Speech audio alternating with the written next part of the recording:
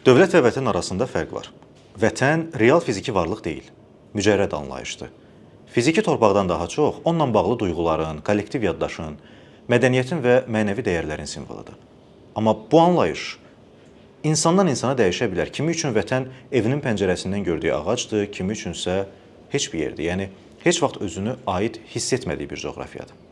Dövlət isə sosial müqavilə nəticəsində yaranmış sistemdir. Yəni, insanlar təhlükəsizlik, nizam-intizam, sosial rifah naminə müəyyən azadlıqlarını dövlətə könüllü şəkildə təhvil verirlər. Dövlət məlum məsələdir ki, sonradan yaranıb. İlk insanların icma quruluşlarında bu anlayış mövcud olmayıb. Bəs dövlətin varlığı zəruridirmi? Tarixən dövlətlər olmayanda insanları bir qrup kimi birləşdirən nə olub? İnanc. İnanc və ideyalar. Dini inanclar, qəbiləçilik, millətçilik, sonradan liberalizm, texnokratiya və bu qəbildən bir qrup insanın inandığı və qəbul etdiyi fikirlər onları bir araya gətirib. Təbii ki, bunların hamısı kollektiv illüziyadır. Yəni, əslində mövcud olmayan, amma kütlələrin razılaşdığı abstrakt anlayışlardır. Bunu Harari deyir yeri gəlmişkən və iddiası odur ki, bugün daha çox insanı birləşdirə bilən, daha güclü bir vahid ideya da var. Pul. Pul və onun yaratdığı qlobalizm. Bəs bütün bu inanclar bugün dövlət anlayışını əvəz eləyə bilərmi? Qismən.